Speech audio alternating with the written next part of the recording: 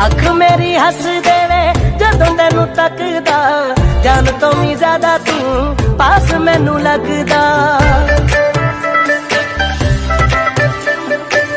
मेरे खाली हाथों को है तोहफा तू रब दा, तेरे जैसा होर कोई हो ही नहीं सकदा।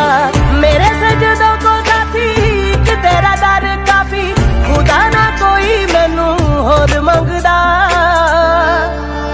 नित खैर मंगा ओ नित खैर मंगा सोने मैं तेरी दुआ ना